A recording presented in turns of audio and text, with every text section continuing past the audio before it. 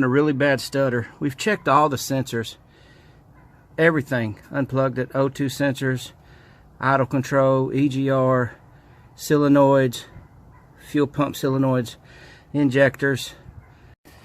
There's the plugs we pulled out. They were supposed to have been just changed when I bought this truck. I don't think so. This is what was coming out of the fuel filter.